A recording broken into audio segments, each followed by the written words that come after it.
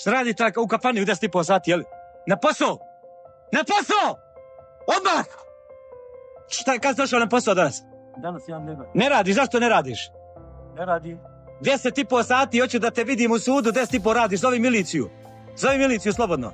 Šta radiš u kafanu 10,5? Jeli? Nećeš ovdje glumit mangupa. Vratit ću te u Mostar s krpenjačom koje si došao ovdje. Sve ću ti uzeti što si oto od naroda. Mi smo odrastali uz taj obrazovni program, više sam naučio kroz te emisije u istoriji i o biologiji i o prirodi nego što sam naučio u školi. Šta danas gledaju? Dolazi neki ludak i lupa djecu ovako u glavu i to je hit. Hitite se, igerica došao, skine papču, udara ih u glavu, oni veselici, udri. To treba ljudi uhapsiti, to treba zabraniti. To su traume. Šta dijete zna od 15 godina udara jednog, hoću ja tamo, ajde popio, malo ćemo se napiti, malo droge, uzima čovjek iz hit u regionu, milion pregleda, neki ludak. Dovodite ga tu i neke druge, da ne nabrajamo sad imena. Pa to je šizofrenija, ljudi. Ja ipak ne bi zamjerio kolegi Dakiću, tek je ušao u klub SNSD-a, pa dok malo se zbliži, tek je došao iz Demosa. Ja sam bio neka farmer i kad bi pomiješali prasa, morali ste ih mazati sirćetom, jer bi ih ovi drugi napali. Pa sad to je neka vrsta mazanja sirćetog, gospodina Dakića, ja ne bih zamjerio to što sam malo pričao. Gospodine Vukanović, ja vam izričem opomenu.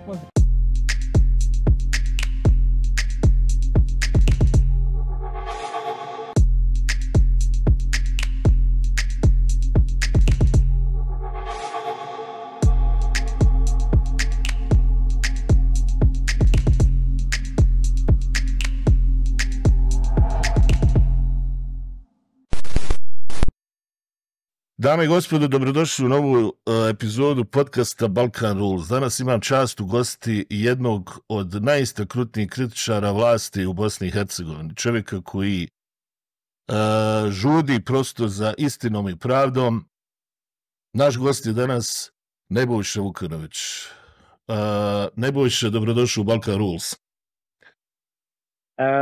Dobar dan, hvala na poziv, bolje vas našao, hvala vam lijepo najavi, nemojte pretjerati sa komplimentima, jedan u nizu, hvala vam lijepo najavi.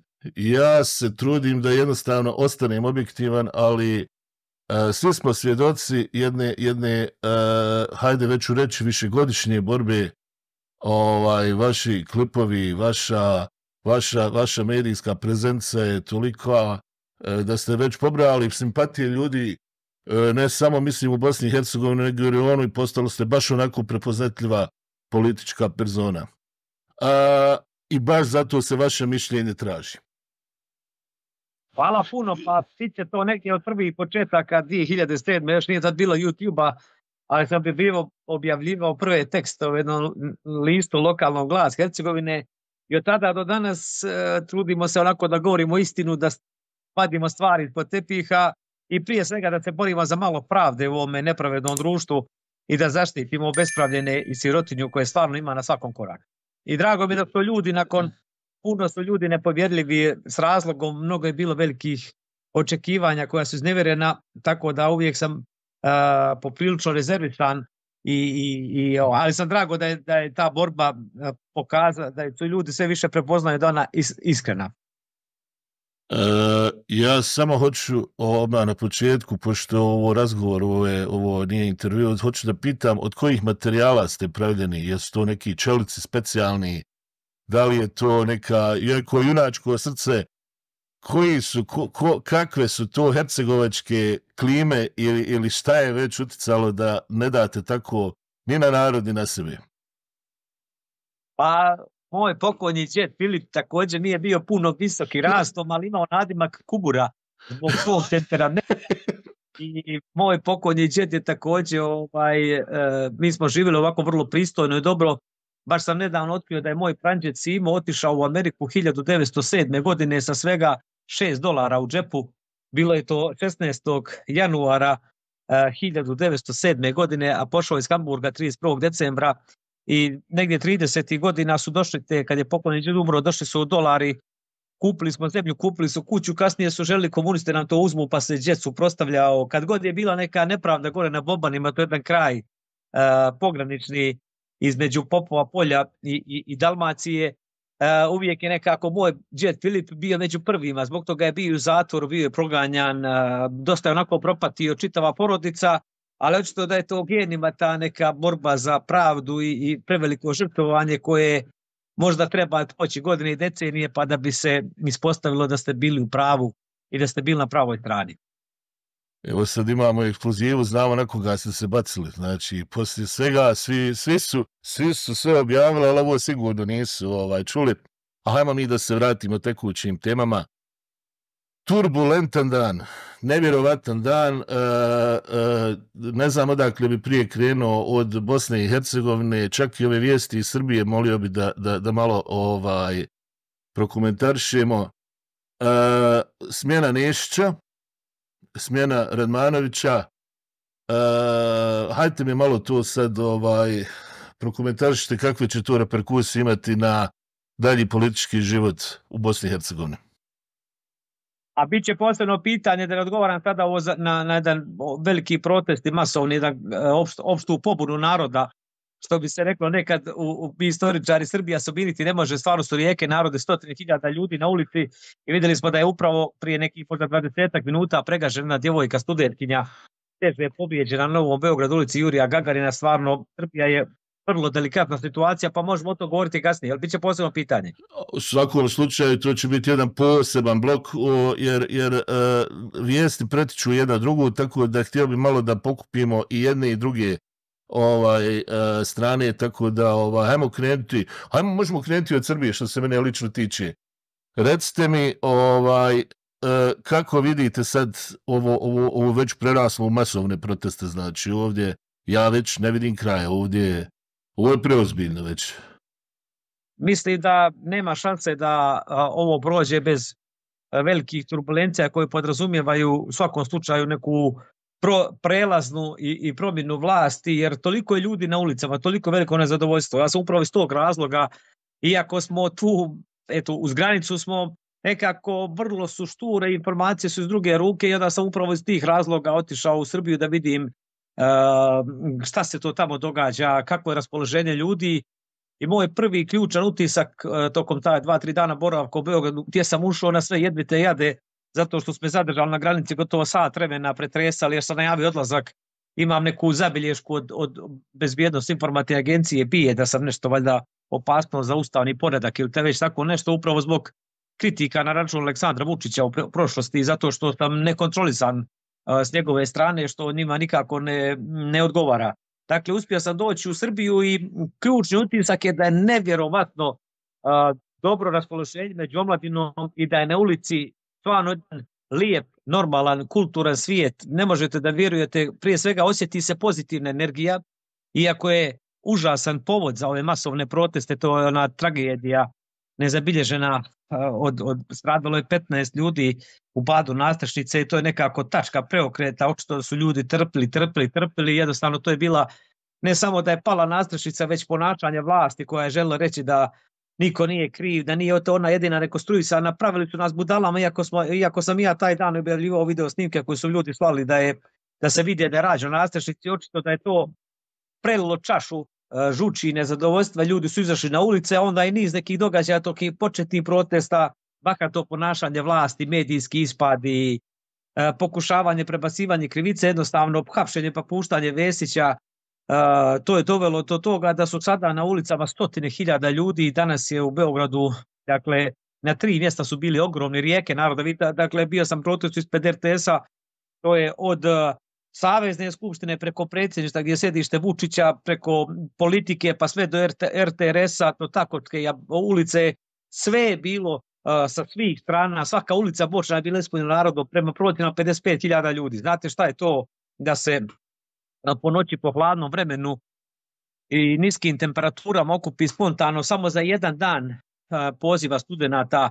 Dakle, tu ne postoji nikakva politika, nema tu nekih političara, gdje god dođu političari, Marinika Tepić je pojavila, od nas je rekli možete biti tu, ali ne u prvih redovima, nemate izjava, nećete nas kompromitujete. Tako da, meni je iskreno polaskan sam da su me prepoznali studenti, da su mi rado davali izjave i da se jedan od rijetkih političara koji su prijemili vidi se sa poštovanjem, to vi jako mi je to značilo. Dakle, u Srbiji ono što je prvi utisak je da su studenti vrlo, što bi naš narod rekao, nabrijani, da su istrajni. Ovo se jednostavno nikakvim pritiscima i ucjenama, oni u klasičnim metodama, u totalitarnim sistemima, jednostavno toliko je to uzelo maha i toliko je pozitivna energija da se to ne može na taj način, kao što se to inače radi prethodnih godina, da se to ne može razbiti. Druga stvar je da je ovo prije svega donekle, moram to reći, sukob generacija.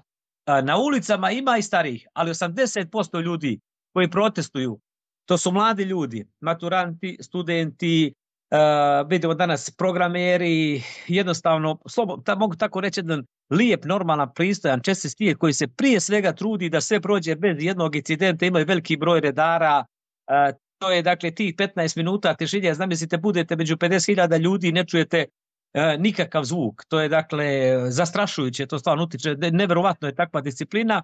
S druge strane, stalno ima nekih provokatora, ali redari koji organizuju studenti su onako požrtvovani, ima ih dosta i trude se da sve prođe bez jednog incidenta, jer naravno bilo kakvo nasilje, incidenti bi ih kompromitovalo i razbilo nezadovoljstvo, kao što se pokušalo onaj prvi veliki skup kad je bio u Novom Sadu, kad su oni batinaši bliski vlastima išli pa zapalili, polomili kuću na očigled policije koja to sve nije posmatrala. Dakle, oni pokušavaju da spriječe takve stvari koje bi naravno išle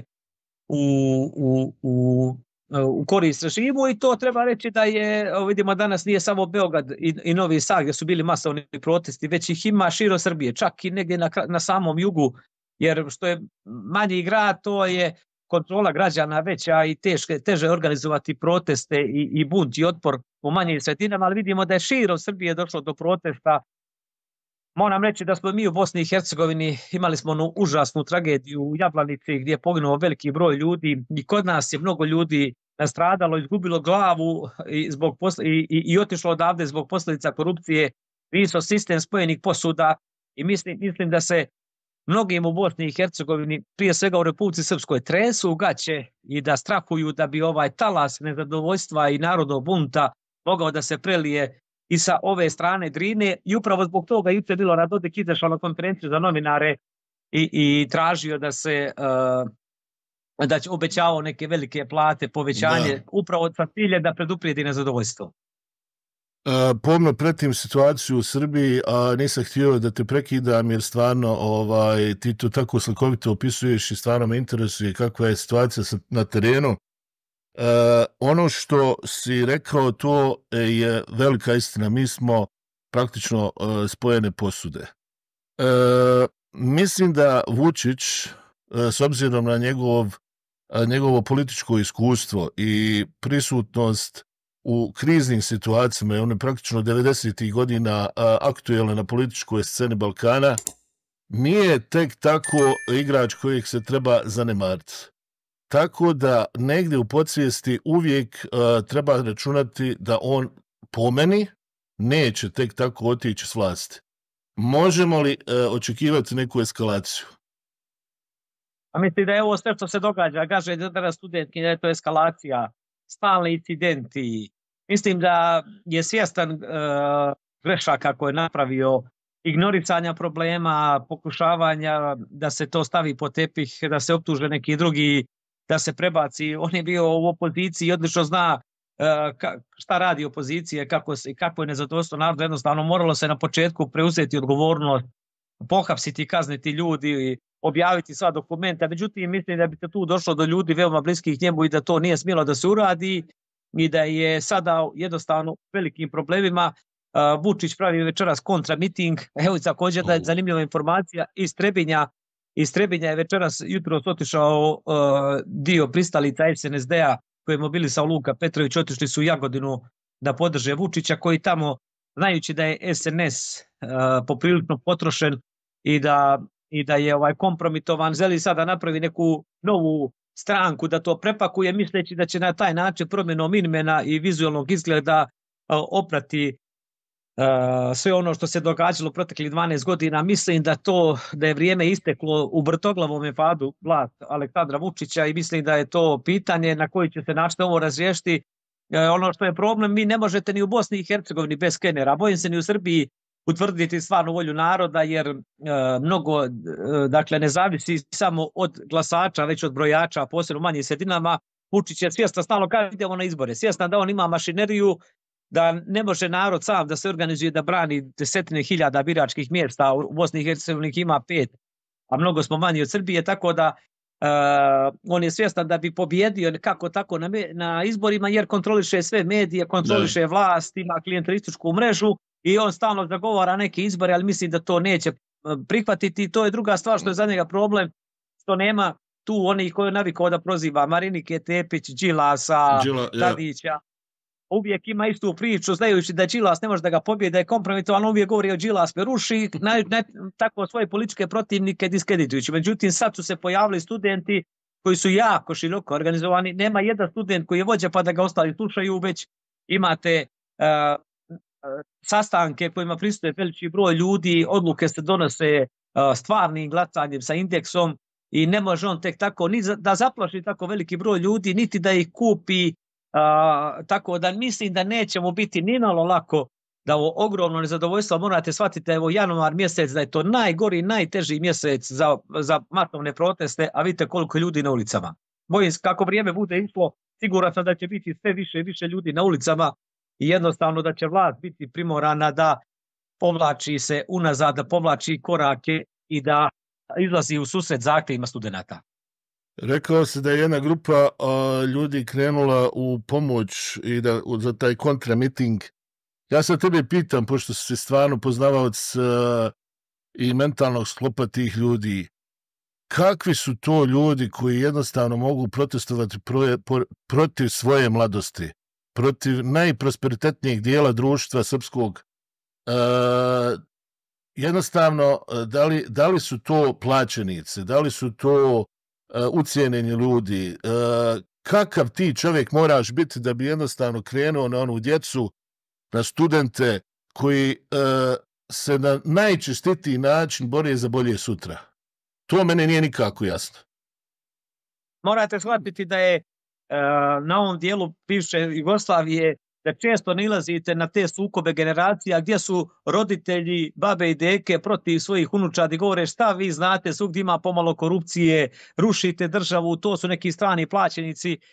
Ti ljudi nemaju ni različite interese ni poglede, njima je potrebna stabilokratija, da su redovne penzije, da nekako prežive, boje se bilo kakvih promjena, da ne izgube to malo što imaju, dok naravno studenti pred njima i premladi, pred njima je budućnost i ne žele da žive u društvu u kome nema institucija, u kome nema vladavine prava, pravne države, u kome nema reda, što je svakom društvu neophodno za rad, ne vole samovlašće, vladavinu jednog čovjeka i par ljudi i to su neke suštinske razlike. Sa druge strane, stari i mladi ljudi su na ulici zato što ne gledaju televizor. Informišu se preko interneta, društvenih mreža, dostupne su im različiti izvori informacija, ne manipuliše se njima lako kao što se manipuliše starim ljudima. Imate vi sad u Srbiji sve medije koji su imaju nacionalnu frekvenciju, od Happy-a, Pinka, pa do RTS-a, javnog servisa, svi su pod apsolutnom kontrolom vlasti i uvijek možete gledati, ne znam, upalite Tanjuk, pa prebacite na Happy, pa s Happy-a na Pink i uvijek ćete vidjeti iste ljude obskurne, Šešelja, Čanka, neke Krstića, ljude koji se vrte 20 godina i stalno ispiraju mozak ljudima, ovo je zavjera, CIA, KGB, Mi-6, 8 strani agenti ruše Srbiju i onda se narod zastraši i on je pod utiskom šta god prebaci, on gleda i sluša jedno te isto. Jednostavno onda ljudima je to, koliko godin to ponavljate, to im uđe u glavu i teško je njima da razaznaju šta je stvarnost, a šta je paralelna stvarnost kojim plasiraju režimski mediji, tako da je to razlog zbog čega je većina starih ljudi i kod nas, a i u Srbiji uz vlast, a zašto je većina mladih ljudi za promjene. Osim naravno onih koji su, tu treba reći da ima ogroman broj klijentelističke mreže ljudi koji su kupili diplome, koji nemaju nikakva znanja, koji su najsposobniji u lizivanju i koji su preskočili 5 stepenica i dočepali se nekih funkcija kojih nikad u normalnom društvu ne bi dokopali. Postali su ministri, direktori, dobili su posao i ti su ljudi spremni grčevito po svaku cijenu da brane režim kojim je sve to omogućio. I ta klijentelistička mreža ne treba je podcijeniti. Učite vladu, elektroprivredu, fondove, javne opštine institucije, imate desetine, stotine hiljada zaposlenih i svi oni su jednostavno kad ih pozovu po Viber grupama morate doći na skup vlasti, aplaudirati. Oni ako ne dođu gube te privilegije i to je jedan od uzroka stanja u kome se nalazimo.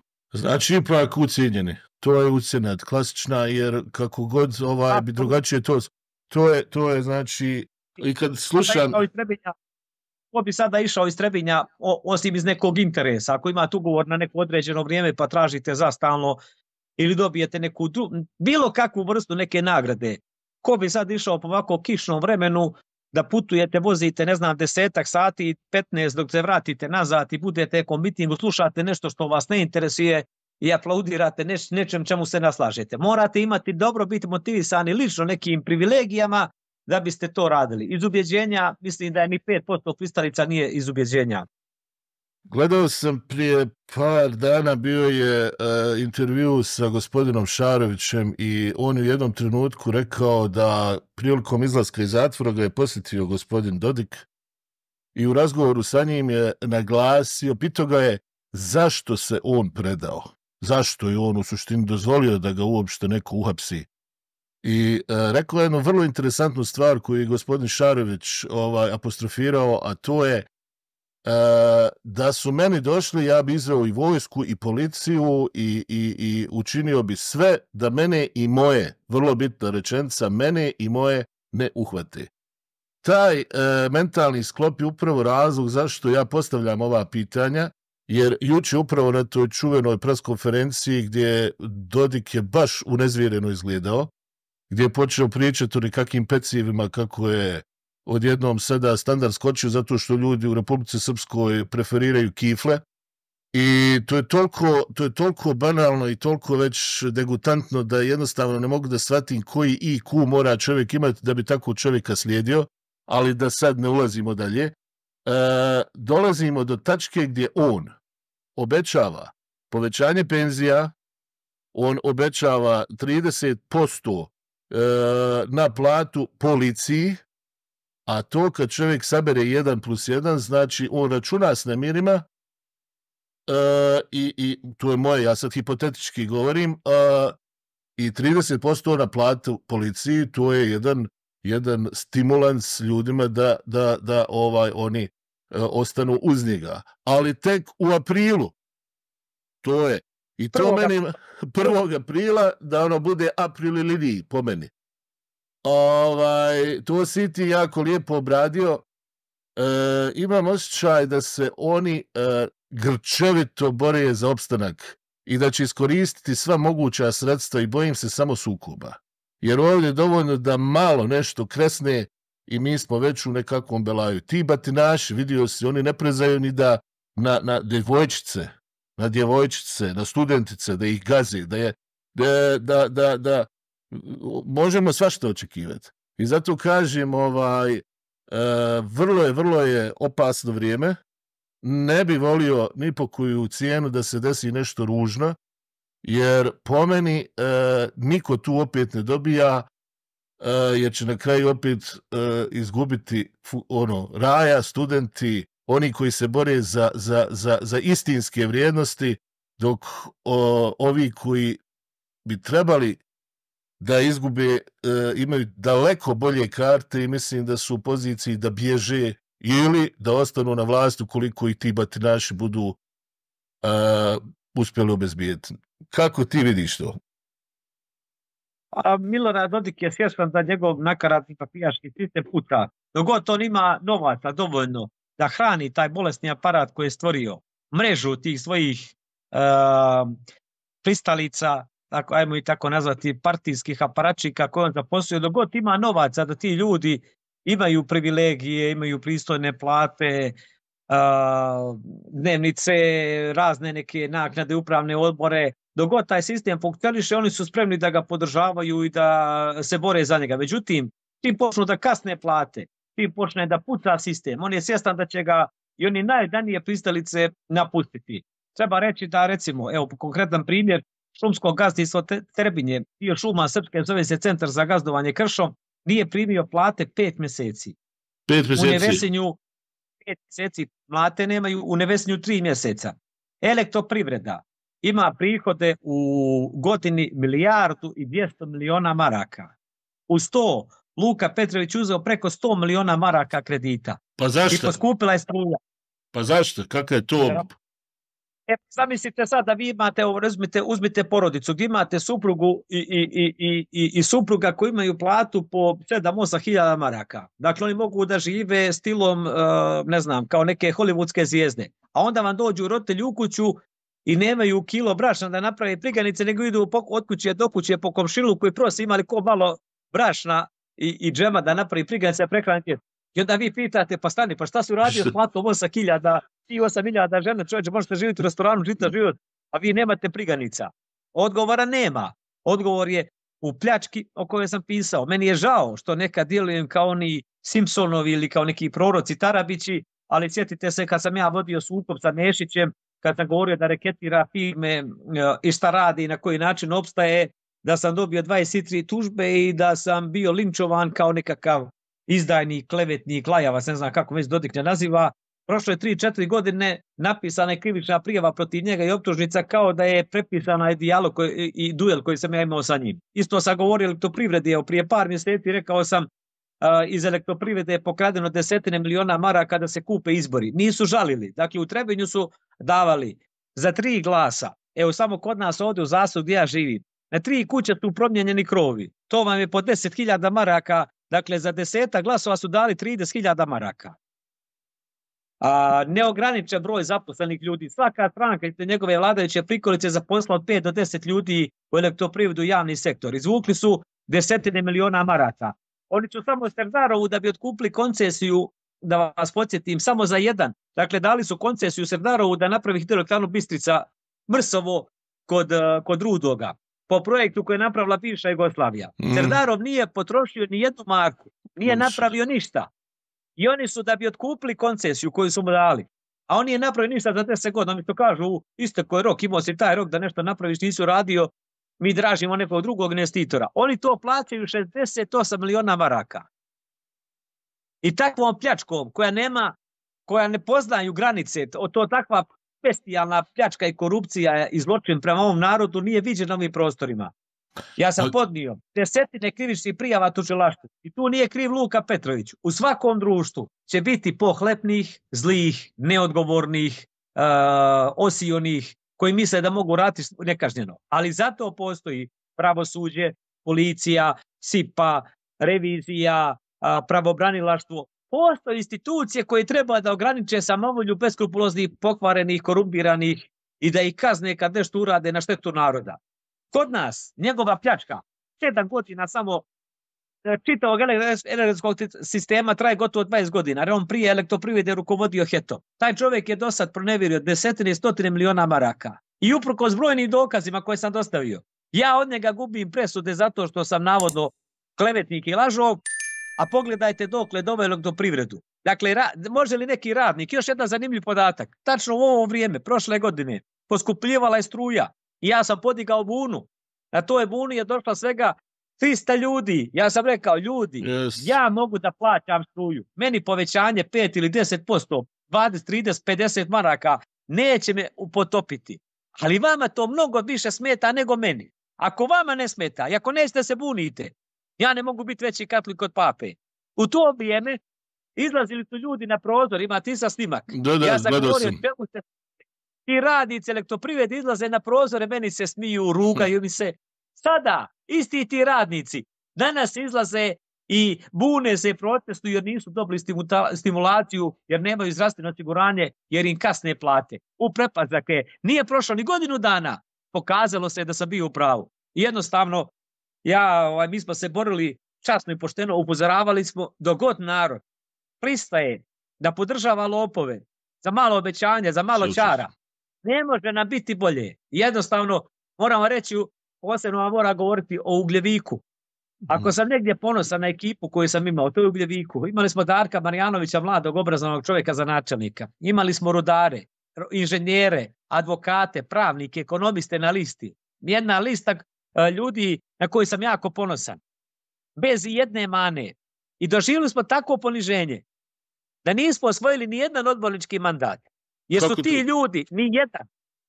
A imali smo pune dvorane prošle godine kad smo se borili da dobiju rudnik Serdarova, kad su htjeli da ga predaju Serdarovu i da im onemoguće koncesiju, odmah sam otišao u Ugljevik, napravio veliku tribinu i vršio pritisak da se taj problem riješi. I niko tih ljudi za koje smo se borili, niko u porodici ne radi do 10. koljena, niti u Ugljeviku, niti elektroprivredi. I ti ljudi za koje smo se borili, prodali su nas, ponizili. I sada me zovu i kažu, joj, Vukare, nema plata, ode u stečaj. Govorim, nek ode u stečaj. Nije mi vas žao. Jesam vas upozoravao. Jesam se borio za vas.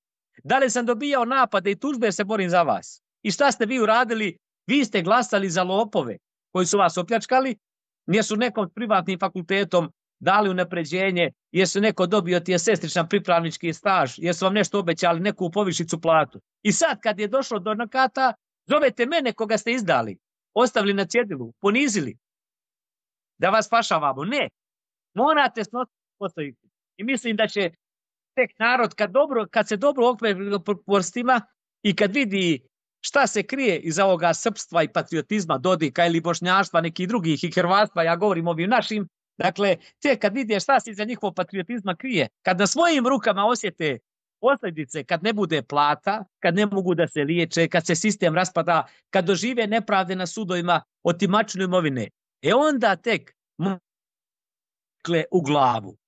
Jer jednostavno, toliko godina pišete, govorite, borite se, pišete istinu i ljudi, iako nikad nikog niste izneverili, iako ne možete naći za milimetar da smo nekada stupili od svojih načela, iako se sve pokazalo istinito, opet ljudi vjeruju ovim lopovima zato što imaju pare i draže im od njih uzeti 100 maraka, nego jednom pružiti šansu drugima. Vjerujte mi, dok god u Bosni i Hercegovini takve stvari ne promijene, dok ne prestane narod da hoda za slijepim vođama koji ga vode u provaliju i koji ih mami sa 100 maraka, nekim pripravničkim stažom, nekim paketima i obećanjima, ne može nam biti bolje. Niti smo zaslužili da živimo u boljoj, uređenijoj zemlji. To tako si elokventno i lijepo pisao. Ovo nije priča samo koja je vezana za dio u kojem ti živiš, nego je to jedna tužna priča koja je praktično zastupljena na svim dijelovima Bosne i Hercegovine. Kako ti kao misleći čovjek, kao intelektualac, kao buntovnik, kako misliš da je moguće da se dese promjene kad imamo takav narod? Jer ja kažem, za 90% stvari koje se nama ovdje dešavaju, koje su apsurdne, za čovjeka koji ima gram razuma, koji je pročitao više od 2 knjige, da jednostavno pristajemo na to sve i da jednostavno, evo, 30 godina mi ne da se ne mičemo, životi su nam prošli. Životi nam prolaze u ništa. Šta uraditi? Ti si uspio čudo. Znači, ti si uspio čudo.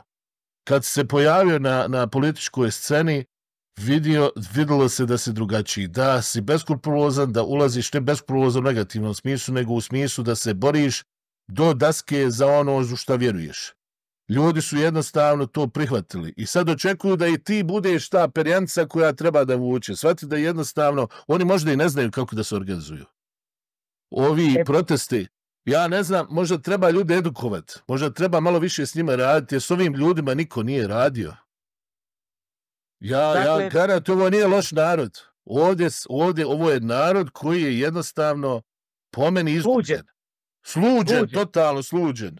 Zato mislim da je zadatak da mu pomogne se malo i da se edukuje, da se približi i da se krene, jer ovo je obećana zemlja, vjeruj me. Ti si to x puta rekao. Molim te, nastavi, izvinim, šta rad? Ti kupiš njega za sendvič. Dakle, to je sramota. Svega, ovaj narod je razoren decenijama negativne selekcije. Da. U mojoj generaciji, vjerujete mi da ja nisam bio među 30, evo kako sad vi govorite o meni pohvalno, ja u svojoj generaciji nisam bio među 30-40 učenika. Kakva je to bila generacija Jovan Dučić?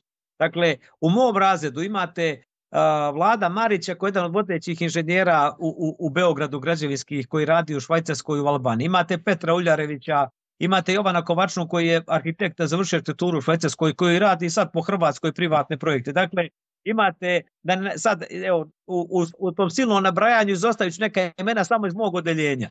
Pa možete misliti kakva je ta generacija. Nažalost, u Trebinju smo Jovan Kovačina i ja, još nekolicina ljudi. Svi ostali su morali da odu odavde, jer ovom sistemu ne odgovaraju obrazovani i pametni. Odgovaraju poslušni, koji će sve živo da potpišu, koji nemaju nikakve odgovornosti i 20 godina ili 30 negativne selekcije u kojoj najbolji odlaze, a ostaju najlošiji đaci i u kojoj ti najlošiji đaci isplivavaju na površinu.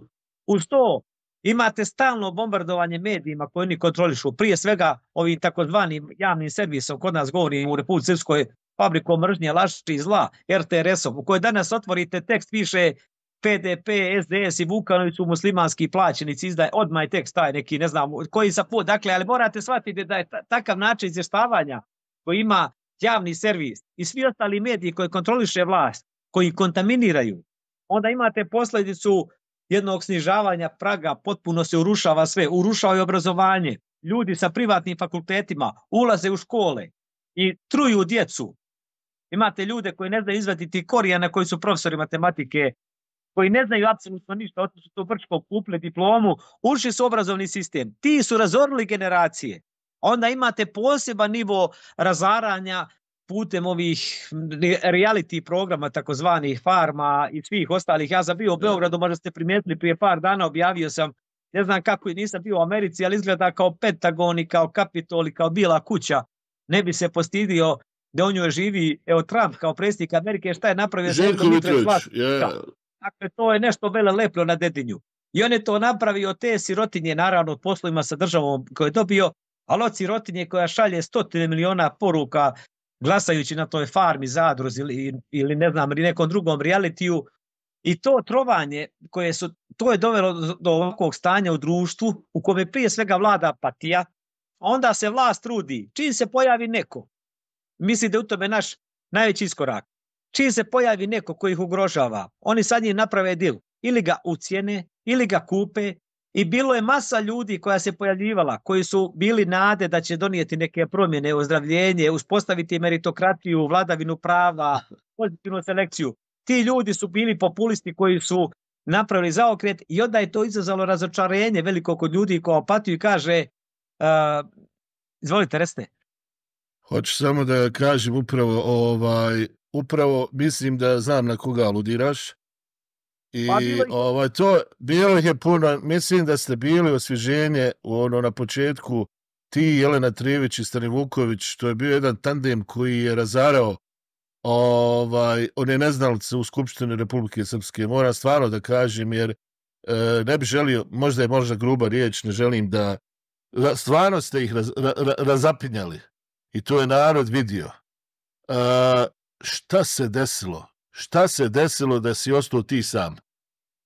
Pa moram reći da se nisam puno iznenađen. Pa evo, priču ovako, uvijek sam nekako... Pa kako može čovjek se prodati za 5 minuta? Kako možeš glumiti tako? Ako je glumio, ne znam. Ja sad tebe pitam, jer...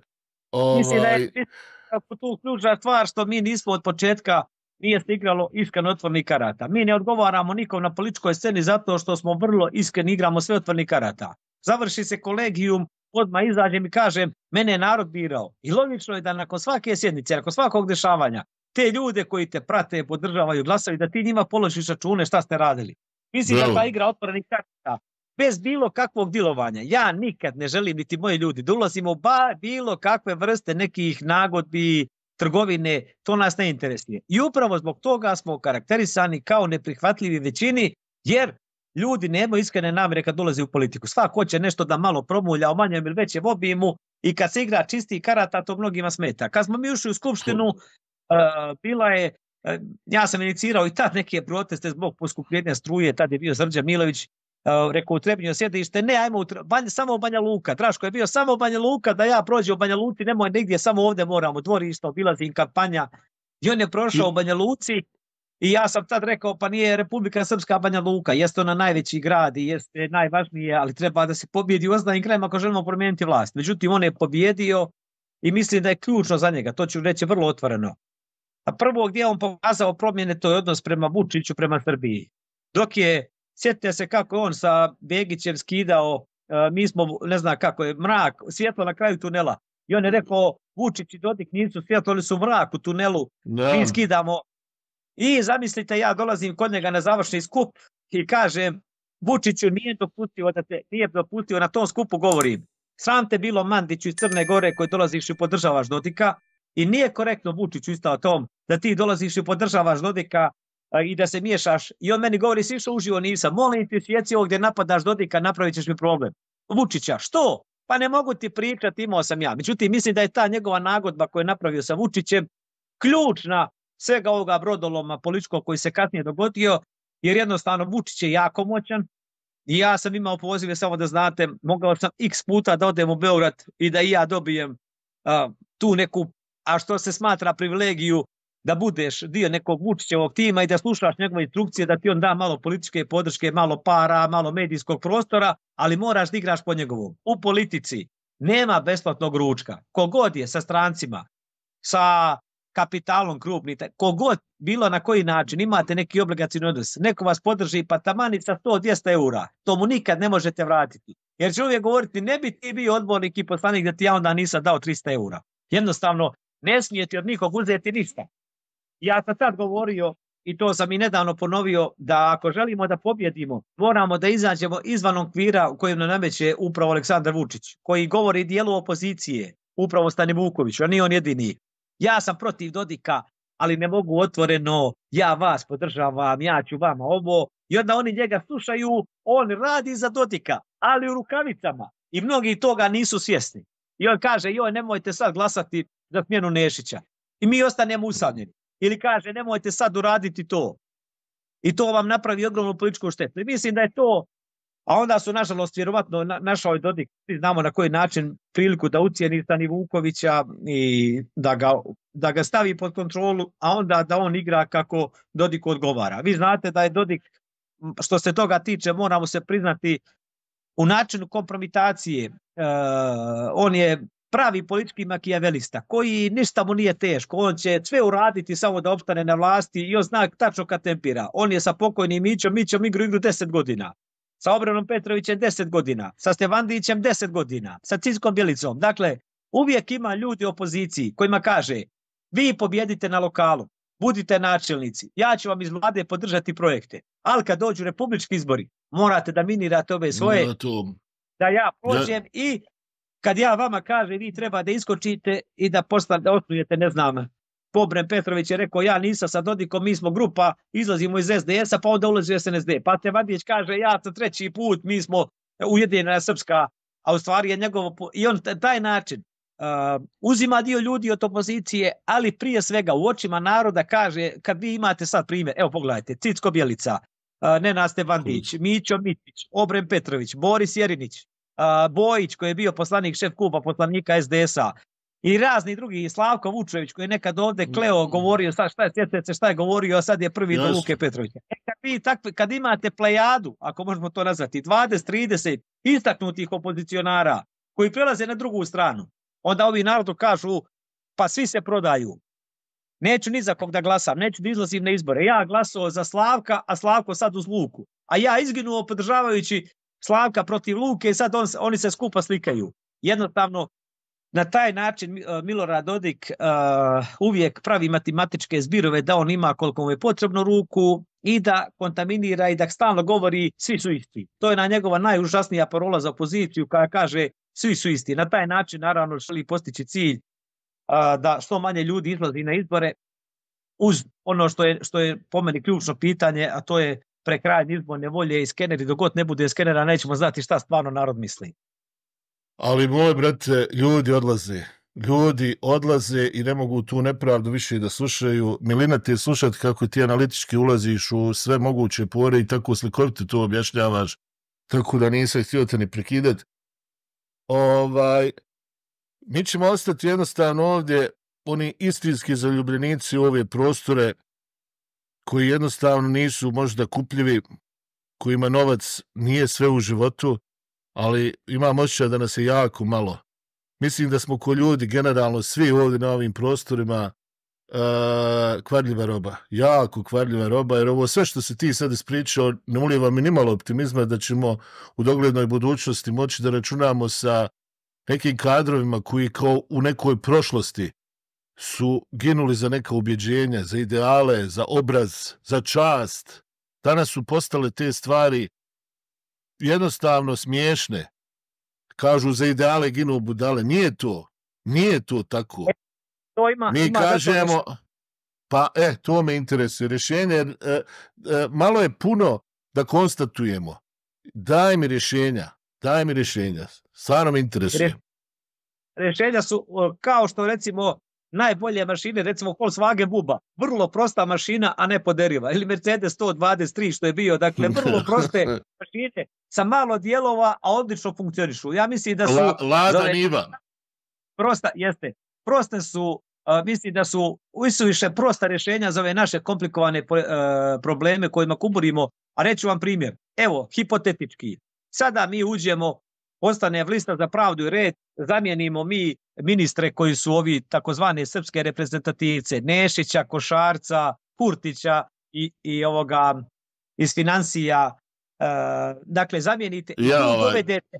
Zamislite sada, samo jedan podatak. Da vi na mjesto jednog Košarca koji je sarađivao sa nekim Turčinom u Panami koji je bio pravo novac za neke kriminalne klanove, ili Nešića koji je u zatvoru zbog svih mogućih oblika kriminala koji se poznaje na političkoj sceni, da vi na ta mjesta postavite ljude koji imaju državni fakultet, koji su pristojni, obrazovani, dobronamjerni. I zamislite, imate ministra koji kaže, evo kreće javna nabavka toalet papira i za ministarstvo.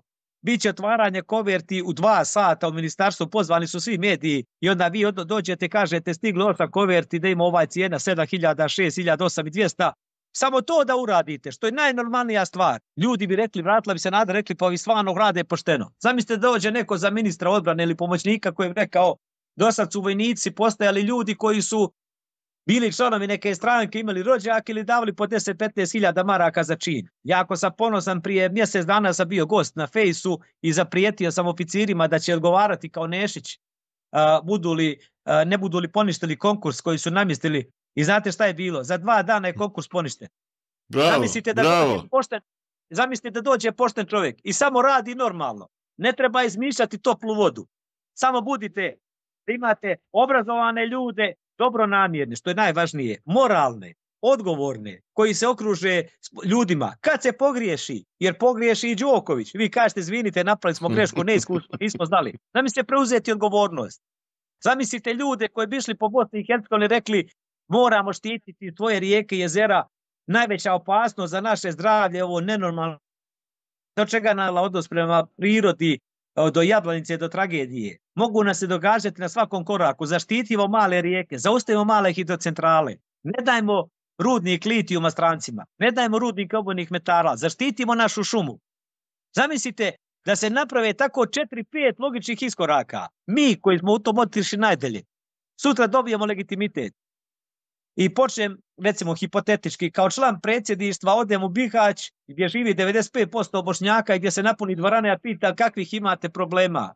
Živite normalno, otiđimo na Garavice, odajemo počast ovim jadnim Srbima uzginutim 41. Otiđimo novim jadnim Bošnjacima stradalim 92. Hrvatima 93. Nije bitno.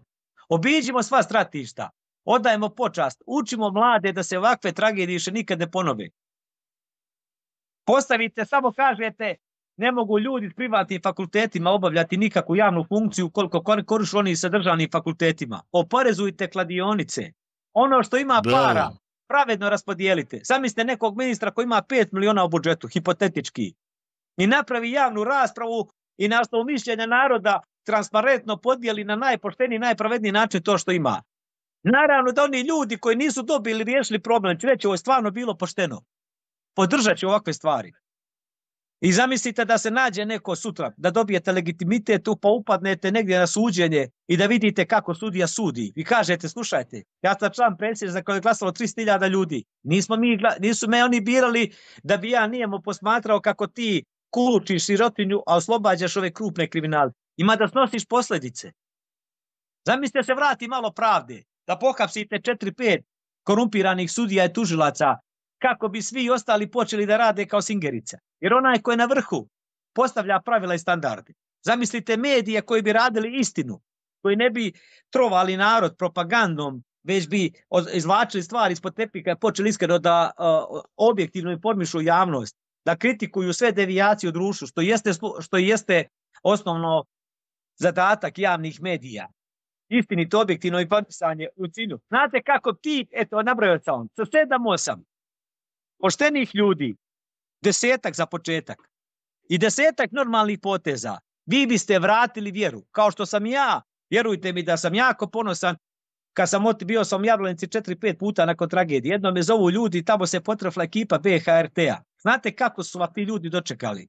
Ja kažem, postim, to je bilo za vrijeme početnog posta, oni donose smokve iz kuće. To je bila neka žena koja inače iz Devesinja, koja je tu bila udata. Tako su vas sa toplinom dočekali. Ljudi su izgubili kuću i imali su tragediju u porodici, ali vidite kako imaju topline da vas dočekaju, vidite da su to normalni ljudi. Zamislite, hraniti ljudima sve pozitivno, a suzbijati sve ove negativne stvari kojima se trujemo 20 godina. Znate koliko bi se ljudi da se ispravi ovdje, da se ovdje izgradi pravna država, da ponovo imamo vladavinu prava, da imate pozitivnu selekciju, da najbolji ljekari budu na čelu bolnica i načelnici odsjeka, da se dobijaju specijalizacije ne po političkoj i rodbinskoj pripadnosti i druge pozicije, već po onome kakav ste stručnjak. Znate za 5 godina kakav bi se iskorak napravi, koliko bi se naših protiranih ljudi sa kapitalom, sa znanjem, sa idejama vratilo u napaćenu zemlju i pomoglo njenu obnovu. Dakle, rješenja postoje. Samo je pitanje da li ćemo kao i do sada da srljamo za lopovima koji se nazivaju patriotama u propast ili ćemo dati priliku nečem novom. Naravno, niko od nas nije bezgrešan i ja stalno, mislim, to sam govorio na skupštini, recimo kad sam upao u Batagon, na što sam jako ponosan, zove me Zoran Stevanović i kaže mi, jesi upao tamo, jesam, pravi zgradu u Beogradu, dođi, biraj stan, nemoj to da objaviš. Ja govorim, a ne postoji mogućnost trgovine. A bio sam na ivici. Samo da ne objavite neku stvar, mogao sam riješiti životne probleme. Ali sam odolio i trebalo je 15 godina borbe da ljudi vide da sam iskren i da prođete sva iskušenja. Ne daj Bože da se negdje poklizam, da me neki zao čovjek uvati u zamku, da me kompromituje. Svih mojih 20 godina borbe bi propalo. Tako da treba biti jako oprezan i misli da rješenje postoji za ovu napaćenu zemlju. Samo je pitanje naroda koji je dobar, da ne budimo u njemu ne najgore osobine ljudske, već da probudimo najbolje. Znaš šta je najveći problem u čitavoj priči? Slušam te i zatvorim oči i u jednom trenutku mislim da je to san o čemu ti pričaš i to bi tako trebalo da bude. I to je jedini put koji je u suštini razuman i koji vodi ka prosperitetu i sreći na ovim prostorima.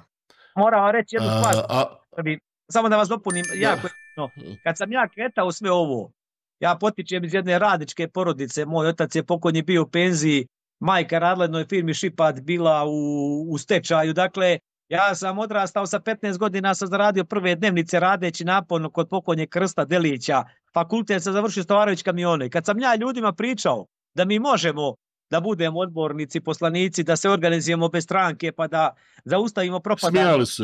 Svi su mi se smijali. Vjerujte mi da se sad niko ne smije. I mislim da smo mi od tog puta, od 0 do 100, prešli 70 najtežih. Sad je najbitnije da mi moramo, vrijeme radi za nas. Vrijeme pokazuje da je sve istina. Vi nemate ni jedne greške da neko kaže bio si neprincipijelan. Nisi bio iskren. Nešto si svjesno loše uradio. Ne postoji takvi i mislim da ćemo dobiti šansu. A ja sam tražio, padao sam toliko puta da dobije jednu šansu da uđem u skupštinu, napravili smo dar mar. Mislim i tek sada ide i kako budemo dobijali šansu od naroda da ćemo je maestralno iskoristiti i da ćemo postaviti standarde. Ono što je nama najvažnije u skupštini. Mi kažemo neke stvari, recimo i na kolegijum, bilo gdje drugo. Svi to drugi počinju da prate. Jer vi postavljate norme u društvu. Vi kad sutra budete dio vlasti i počnete raditi pošteno sa pristojnim, obrazovanim, civilizovanim ljudima, Dakle, svi oni koji ne budu takvi, ostaće ispod ljestvice i neće ići dalje. Postavljate norme i standarde, što je jako bitno. Evo, trenutno se otvara mogućnost da se pregovara o vlasti. Jesi li spreman da sa svojom ekipom priđeš u te razgovori ili već razgovori teku? Gledao sam neke tvoje istupe. Ti kažeš u jednom trenutku svako onaj ko nije u stanju da preuzme odgovornost nema što da radi u politici. Pa Mislim da je... Fudbal, a ne biste pucali penal. Pa što igraš fudbal ako nešto igraš gol? To je to, zato kažem, mislim da ne bi bilo loše da malo se karte pomiješaju i da te vidimo i na toj funkciji, pa da vidimo kako bi to izgledalo. Pa mislim da će se to vrlo brzo razvijati i da je nakon smjena u predstavničkom domu Radmanovića da je neophodno da se izvrši promjena u domu naroda. Naravno da HDZ i SNSD mogu jedno vrijeme da to obstruišu nedolaskom na sjednice pa da ne bude kvoruma, ali mislim da još... Pa to se njima ne isplati na duge staze. Platili, skupa pita. Da, skupa bi pita bila koju bi platili, ne bi im to pošlo za rukom na duge staze i mislim da dana kad će se promijeniti, realno je očekivati da ne dođe do promjene cijelog savjeta ministara, bi se morali ići na predsjedništvo, već da promjene da ovi SNSD-ovi rekao. Zamislite, dovedete sutra, da ne citiramo imenima, i za Nešića i za Košarca, samo dovedete pristojnog i obrazovanog čovjeka koji ne bi zloupotrebljavao nikakva sredstva, koji bi se od vozača, sekretarice pa do svih građana ponašavao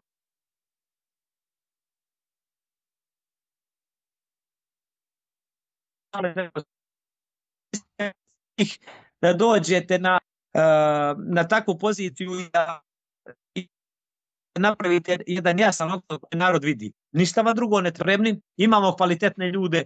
Mislim da smo čitavu Bosnu i Hercegovinu prijatno iznenadili kad smo lansirali na ovim izborima Lazara Radana i je svojom pristojnošću i obrazovanjem jednostavno je bio hit u cijelom regionu. Još i ljudi koje sad ne bih ja citirao imenima, to je dugo, ali imamo jako dobre mlade ljude koji su nam se pridružili, koji nam vjeruju i sa kojim s obrazom mogli izaći pred narod i odraditi ono što su ekipe koji bi bili jasni, a to je da bude tolerancija na korupciju 0, da se ne da za Kubu u zgradu 100 miliona, da se odustane od onih 30 miliona koji su dati Siriusu, koji je pod sankcijama, da se ono što ima sredstava... Kako? Forto što je dao za Sirius. Sirius je odašljači već za ove multiplekse. Ja. Dakle, bitno je da postavite da se kaže, ajmo svi povući dva nazad, nemojte se baviti, nemojte se praviti onima koji stalno dižu tenzije, ajmo se povući, ajmo se takmičiti u privredi, u dizanju standarda, u zaštiti sirotinja, bespravnih, i znate kakav bi se napraviti rezultat za koji sam vrlo veliki. Naravno, tu su okviri, mi ne možemo utjecati, nemamo mi od 42, nemamo 20 ruku pa da imamo ključnu ulogu. Jednostavno šansu koju dobijemo ukoliko se prihvate neki osnovni preduslovi koji mislim da niko nema ništa protiv njih da bi preuzeli. Vjerojatno ćemo dobiti jedno ministarstvo i jednog zamjenika ministra i bit će vrlo zanimljivo vidjeti da postoji drugačiji način vladanja u ovoj zemlji od onoga koji smo do sad vidjeli. Ja tebi ovo, ti meni to i trgovina, ucjene, iznude. Mislim da su ljudi umorni od toga. Treba se baviti meritokratijom, postavljati najbolje i da se okruže najbolji, pa ćete vrlo brzo vidjeti rezultat. Ja te slušam i kažem ti melem za uši. I kažem ti još jedan put, stvarno ljudi poput tebe daju nadu. I zato ti kažem, imaš ogromnu odgovornost, jer reputacija koja te prati je tako dobra. Normalno, naći se uvijek neko ko će to obstruirati, ali ako ostaneš takav, imaš stvarno podršku širokih masa. I to je ključ. Nacionalizam je pase. Nigdje na planeti ljudi se ne dijele ko što se mi dijelimo nigdje na planeti ne postoje ovakvi apsurdi ko što ih imamo u Bosni i Hercegovini. Nigdje na planeti u 21. vijeku za mene je uvreda da imamo visokog predstavnika, da se ne možemo dogovarati. Za mene, ja govorim se u svoje lično ime, pošto ja sam urednik ovog podcasta, nema nikakvih političkih konotacija. Mislim da ovaj narod je sazrio da proba drugačije. Ali još uvijek je tu jako puno straha, moramo se više približiti jedni drugima. Ja znam neke ljude koji, ja sam u Sarajevu ovdje, kad dođe sljedeći put, bit će mi čast i zadovoljstvo da malo podrobnije popričamo, jer imamo stvarno puno tema. Ima ljudi koji nikad nisu otišli na Pale. I obratno.